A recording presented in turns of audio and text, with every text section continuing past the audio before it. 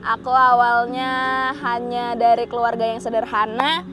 Bapakku tuh, orang tuaku hanya pedagang sepatu guys. Jadi kalian gak usah minder. Pedagang sepatu yang aku tuh waktu SMP sering banget cerita sama bapakku. Kalau misalnya aku nanti keluar negeri, bapak bolehin nggak gitu ya? Boleh lah, pergilah, biar sukses kau katanya. Berawal dari kerja di satu perusahaan swasta e-commerce di Medan. Kalau misalnya mimpi yang udah didukung bapak tapi nggak dikejar, nanti dia bakalan kecewa dong. Jadinya mutusin untuk tetap semangat ngejar mimpi untuk bisa tinggal kerja settle di Jerman, biar dimanapun bapak berada dia bisa lihat bahwa aku bisa sukses mencapai mimpiku.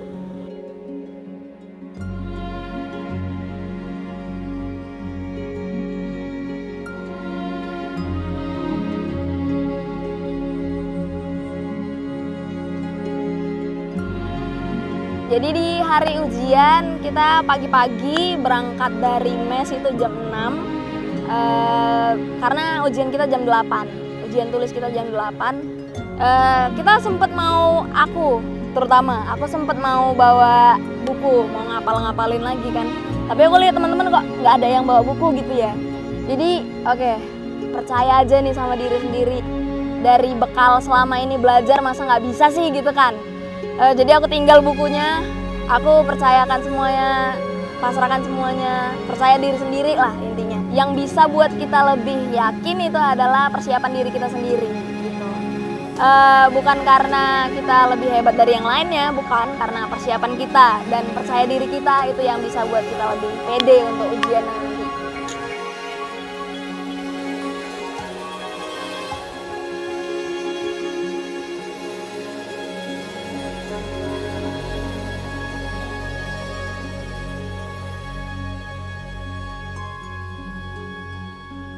Halo kawan-kawan IJ, perkenalkan nama aku Ripka Nurani Valentina Simangunsong, tapi kalian bisa panggil aku Ripka Smith. Aku umur 23 tahun dan aku dari Medan.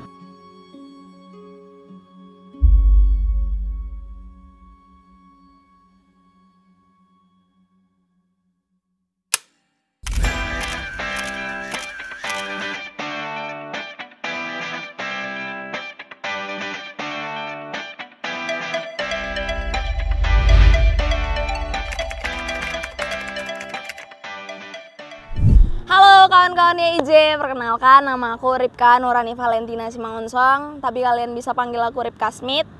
Aku umur 23 tahun dan aku dari Medan. Aku salah satu peserta au pair eksklusif di IJ. Aku berasal dari Medan. Aku awalnya hanya dari keluarga yang sederhana. Bapakku tuh, orang tuaku hanya pedagang sepatu guys. Jadi kalian gak usah minder. Pedagang sepatu yang aku tuh waktu SMP sering banget cerita sama bapakku. Kalau misalnya aku nanti keluar negeri, bapak bolehin nggak gitu ya? Boleh lah, pergilah, biar sukses kau katanya. Ya, dari situ udah sering nyari-nyari apa ya yang bisa buat aku cepat keluar negeri gitu kan. Khususnya sih Jerman. Aku lihat Jerman itu udah cantik tempatnya, lingkungannya bagus, terus juga teman-teman aku yang udah di sana sukses gitu ya, pekerjaannya juga enak. Terus banyak sih yang buat aku pengen ke sana. Jadi dari obrolan simple yang sama bapak, aku pupuk mimpi untuk terus pengen ke Jerman, pengen kerja, settle di sana. Pokoknya untuk masa depan yang lebih baik lah gitu. Jadi mimpi itu terus aku pupuk, terus aku bayangkan kalau misalnya mau ke Jerman itu harus berusaha lebih kuat lagi untuk buat hati orang tua senang kan. Tapi dari semuanya usahanya harus lebih kuat untuk bisa sampai ke mimpi itu. Berawal dari kerja di satu perusahaan swasta e-commerce di Medan. Rencananya mau kerja 1 tahun aja, tapi karena ekonomi, terus karena tuntutan yang lainnya, jadi bablas 3 tahun. Gitu. Terus sampai kepada di tahun 2021 Bapak meninggal karena COVID, tapi sebenarnya bukan COVID. Terus di situ ini sih merasa down ya, karena di mimpi yang aku pengen ke luar negeri itu pasti ada Bapak di dalam mimpi itu. Jadi ketika Bapak pergi, merasa mimpinya itu aduh nggak usah lagi apa ya gitu kan. Terus mikir nggak boleh nih, kalau misalnya mimpi yang udah didukung Bapak tapi nggak dikejar, nanti dia bakalan kecewa dong. Jadinya mutusin untuk tetap semangat mengejar mimpi, untuk bisa tinggal kerja settle di Jerman, biar dimanapun Bapak berada dia bisa lihat bahwa aku bisa sukses mencapai mimpiku.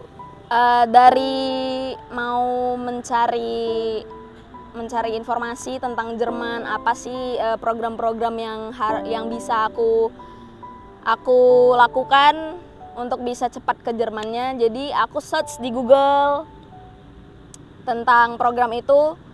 Nah, aku dapat dua program, yaitu Ausbildung dan Au Pair.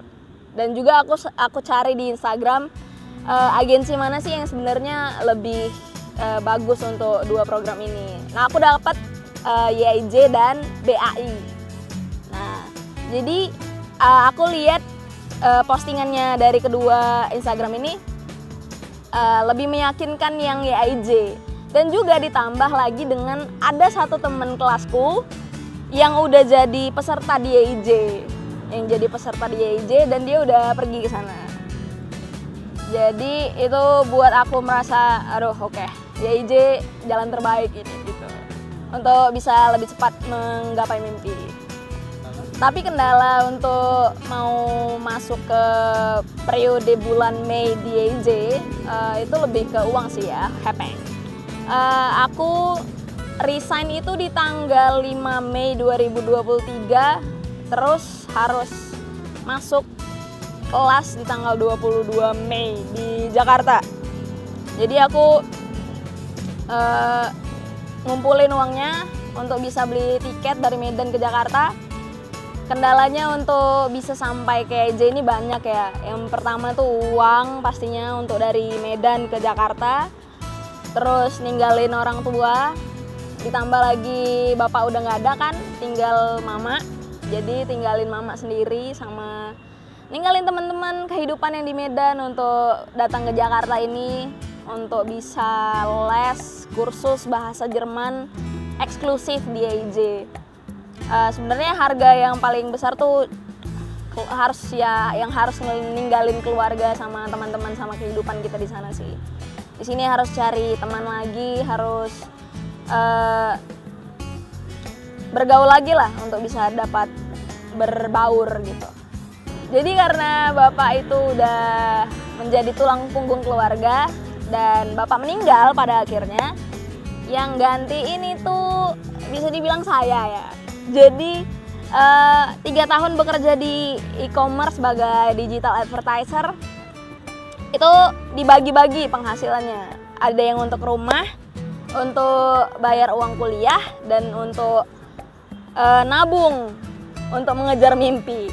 Jadi kalau dipikir-pikir lama-lama bertahan di pekerjaan itu mimpinya nggak bakal terkejar gitu. Jadi memberanikan diri, resign.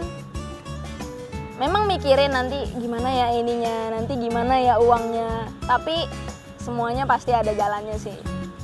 berani ngambil keputusan, berani untuk membuat satu keputusan besar itu the best. Banyak yang harus dipertaruhkan tapi pada akhirnya itu pasti terbayar. Akhirnya bisa datang kayak IJ dengan segala masalah yang ada, nggak apa-apa. Masalah itu pasti ada, tapi yang penting itu cara kita menghadapinya. Aku masuk di bulan Mei, di hari pertama kita perkenalan murid baru, expect bahkan membayangkan, aduh ini pasti berat ini. Karena aku mulai bahasa Jermannya itu dari nol kan, belum ada basic apapun. Jadi kalau misalnya tadi bahasa Inggris it's fine, I'm really good. Tapi ini bahasa Jerman berbeda gitu kan. Terus masuk, aduh cepet ini, 1 hari 1 bab gitu kan. 1 hari 1 bab, mulai dari jam 9 sampai jam 4. Terus dari jam 4 saya mengira saya bakalan rebahan, beristirahat, tapi nggak bisa karena 1 bab 1 hari ya. Jadi selama kursus di YIJ itu jam 9 pagi kita mulai kelas, selesai jam 4 sore. Dari situ kita mandi dulu, makan dulu, abis itu ke kelas lagi walaupun fraunya udah nggak ada gitu kan, maksudnya udah nggak ngajar lagi. Terus nanti kita belajar sendirinya itu berakhir di jam 12 atau jam 1 pagi gitu. Untuk ngapal artikel der di das, aduh puyeng. Bareng-bareng satu kelas bersembilan, review lagi yang diajarin fraunya. Tapi kalau misalnya besokan lagi kan bab baru lagi. Jadi bab yang sebelumnya harus kita ngerti dulu, baru bab berikutnya itu kita nyambung gitu. Jadi kadang ada ketinggalan. Terus kalau misalnya teman-teman tahu ya regalnya, rumus-rumusnya, kalimat gramatiknya itu bagaimana, saya ketinggalan, nanti malamnya aku pasti bilang sama Alfri, Pri, ajarin dong Pri, aku ngerti. Oh my god. Itu kalau kita malu bertanya sama teman kita, sok-sokan ngerti rumus dari gramatik bahasa Jermannya, pasti kita ketinggalan sendiri, malu sendiri, nanti di ujiannya nggak bisa kan gitu. Jadi ya udah, kita belajar sama-sama sampai malam. Lebih ke budaya kekeluargaan sih kalau belajar di YIJ. Sangat-sangat membantu satu sama lain dengan tujuan yang sama, bahwa nanti kita sama-sama bakalan pergi ke Jerman, itu aja sih. Nggak ada yang saling kayak, aku nggak mau ngajarin kau, nanti kau lebih pintar dari aku. Nggak ada begitu gitu. Jadi di luar pembelajaran itu setiap harinya kita dari pagi bangun, terus kalau misalnya mau makan pagi kita biasanya masak di dapur YIJ. Di mes YIJ itu ada dapur, jadi kita bersembilan biasanya masak untuk 9 orang, jadi kayak keluarga besar ya, satu kelas. Dan nanti oke, ini giliran siapa yang beli bahan makanan, tapi tetap aja kokinya adalah Pio gitu kan. Iya, jadi dia yang terus masak untuk kita.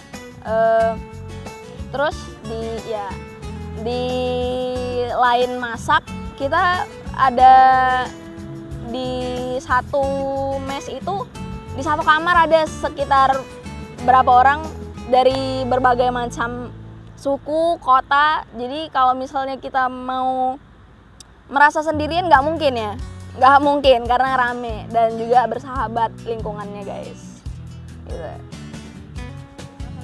Terus kalau misalnya di kelas itu, ada kemarin kejadian fraunya sampai kesel gitu sama kita, karena kita mengertinya susah gitu. Karena ya satu bab 1 hari kan agak ngeri-ngeri sedap ya kan. Jadi fraunya sempat bilang, saya nggak ngerti lagi mau gimana, tapi mudah-mudahan semoga beruntung, katanya begitu. Sampai kepada di hari ujian di Gute, kita beruntung frau, kita lulus semua bersembilan. Jadi kita lulus semua bersembilan dengan nilai sebenarnya KKM-nya 60 kan. Dengan nilai terendah itu hanya 75. Melampaui nggak tuh? Ya kan? Dan yang tertinggi adalah 96. Kita beruntung. Jadi untuk kalian sebenarnya apa namanya? Untuk kalian semua yang mau mengejar mimpi, kesempatan itu nggak pernah datang setiap hari. Tapi yang bisa kita lakukan itu adalah setiap harinya kesiapan diri kita. Kalau kesiapan diri kita setiap hari kita asah, terus nanti kesempatan itu datang menimbulkan kesuksesan gitu guys. Untuk kalian yang punya struggle, yang punya masalah yang sama dengan aku dari bidang ekonomi, ngerasa nggak pantas, ngerasa aduh nanti orang tua gimana kalau ditinggali, percaya kalau misalnya berani mengambil keputusan yang besar tuh pasti buahnya ada. Jadi menurut aku kalau misalnya tentang metode belajar yang 1 hari 1 bab itu yang di YAIJ itu kayak kita kan ujiannya di Gute di sini, persiapan belajar kita di sini. Jadi semisal kita jatuh kita bakal di atas Gute lagi gitu. Jadi metode belajar di YAIJ yang 1 hari 1 bab itu menurut aku menjadi bekal yang keren sih untuk nanti kita ujian di Gute. Karena persiapan di YAIJ itu segini dan Gute itu di sini. Kalau misalnya kita pun lagi blank nanti di saat ujian semisal gitu kan, kita bakal jatuh di atasnya Gute gitu. Jadi persiapan di YAIJ itu sebenarnya benar-benar matang gitu loh. Untuk ujian kita aja yang kita expect, udahlah lulus aja, KKM aja nggak apa-apa deh, yang penting lulus gitu kan. Tapi karena persiapan di YAIJ itu matang, benar-benar matang, bayangin kita paling rendah tuh 75 loh.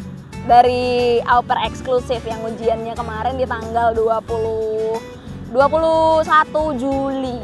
Jadi di hari ujian kita pagi-pagi berangkat dari mes itu jam 6 karena ujian kita jam 8, ujian tulis kita jam 8. Kita sempet mau, aku sempet mau bawa buku, mau ngapal-ngapalin lagi kan. Tapi aku lihat teman-teman kok nggak ada yang bawa buku gitu ya. Jadi oke, percaya aja nih sama diri sendiri. Dari bekal selama ini belajar masa nggak bisa sih gitu kan. Jadi aku tinggal bukunya, aku percayakan semuanya, pasrahkan semuanya, percaya diri sendiri lah intinya. Jadi kita sampai ke Gute untuk ujian, terus kita ngerasa, aduh ujian di Gute pasti ada anak peserta dari Gute juga yang keren-keren, lebih keren dari kita gitu kan. Terus kita ngerasa bahwa peserta ujian yang dari Gute itu lebih tinggi dari kita. Tapi sesudah berlangsung ujian tulis dan setelah ujian bicara, kita ngobrol juga nih sama beberapa teman kita yang dari Gute juga kan, udah kenalan di lokasi ujian. Gimana ujiannya? Aduh, penilaian kita adalah bahwa persiapan kita tuh bener-bener lebih matang dari mereka gitu. Jadi perkiraan kita yang sebenarnya tadi, aduh anak Gute pasti lebih pintar dari kita, oh enggak juga guys. Persiapan di YAIJ itu sangat matang, pesertanya pasti matang juga, jadi nggak perlu diragukan. Jadi pelajaran yang bisa kita ambil dari cerita yang tadi, kita nggak usah minder dari mana institusi kita berasal, dari mana background kita berasal, tapi yang bisa buat kita lebih yakin itu adalah persiapan diri kita sendiri gitu. Bukan karena kita lebih hebat dari yang lainnya, bukan, karena persiapan kita dan percaya diri kita itu yang bisa buat kita lebih pede untuk ujian nanti. Sekian dulu dari aku. Aku bakalan update lagi ke kalian kalau misalnya aku udah di Jerman. Bis bald!